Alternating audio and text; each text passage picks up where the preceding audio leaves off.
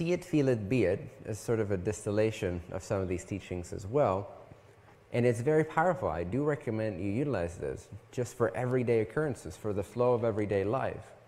Kind of like in segments. So when you're driving over to this venue, you can visualize just for 10 seconds, just like the joy of arriving here, like safely and soundly and seeing all these people and just the feeling of it. And then you let it go and you just drive and you just feel good. Play some music that you really enjoy. Do a meditation you really enjoy.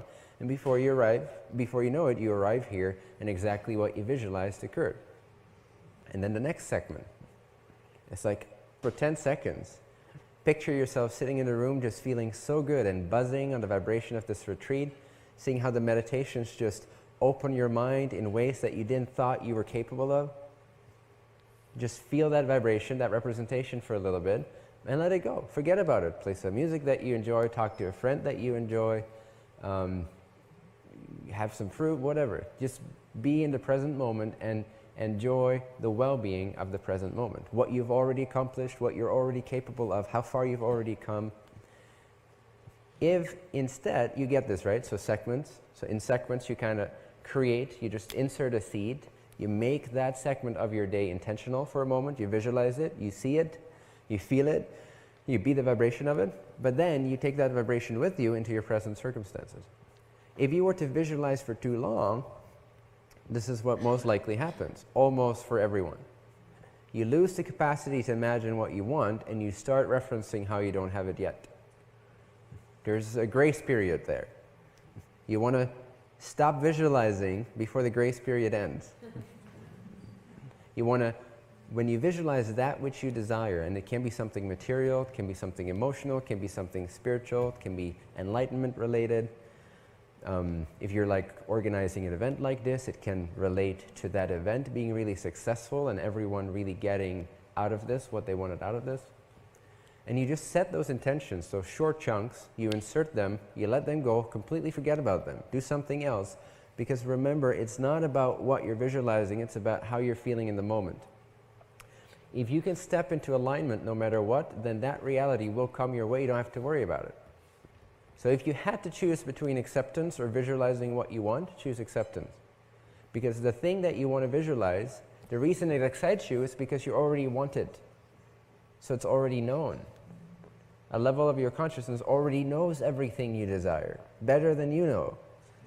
What you're dealing with is just the visual and the verbal translations of that gut feeling, of that true intention of why you chose to incarnate, and what are the means and the events that you need to organize for yourself, and lessons and people into your life to be most efficient and most beautifully crystallized as that intention that you had when you came into this world.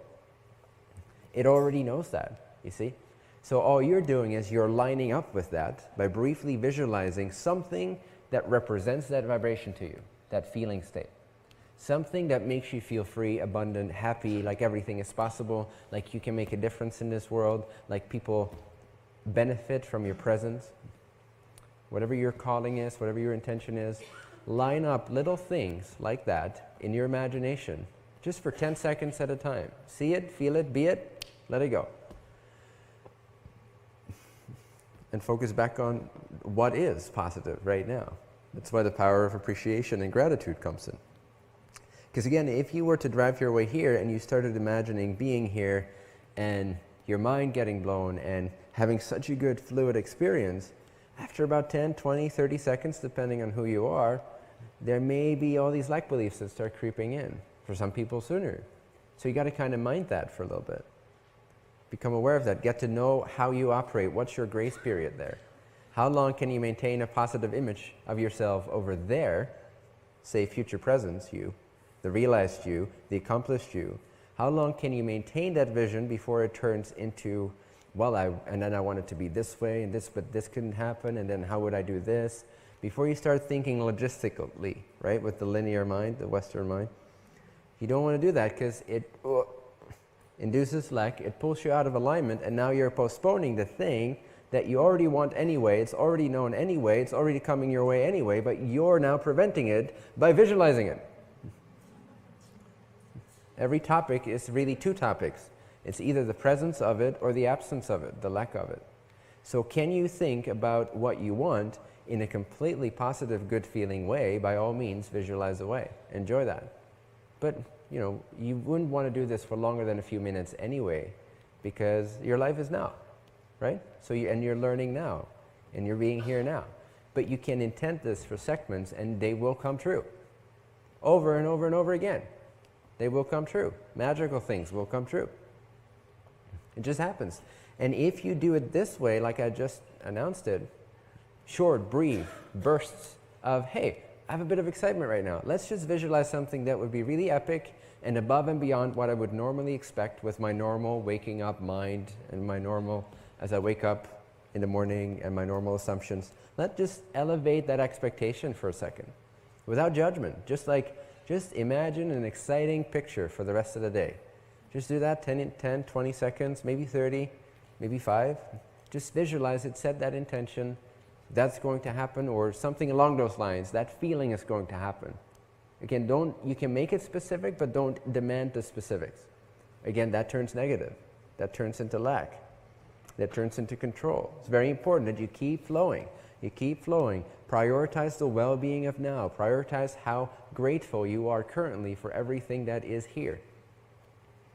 If you stay in that flow and you briefly have those spurts of future presence with a positive connotation to it, you're going to upgrade and upgrade and upgrade the way that your consciousness is able to perceive / manifest reality. And it's going to be one magical ride. Maybe you get into an argument. Visualize a positive outcome to that argument and let it go and be present. Have faith in that and allow that to make you feel good in the present moment while you're still arguing. Allow it to transfer that vibration from there into here. You can only get here from here, or there from there. You can't get there from here. I've already touched upon this, but I'm going to emphasize it a little bit more. It's not about the thing you want. It's just what you think you want. And again, your minds are already more mature than most people that deal with just the law of attraction teachings. At least most of you. I don't know all of you personally, but this is my sense. So you're already familiar with this. Your desires have already evolved, for most of you, into a more expanded, holistic view that includes being of service to others and all that stuff. So that's great. I mean, that will really prevent you from a lot of law of attraction disorders.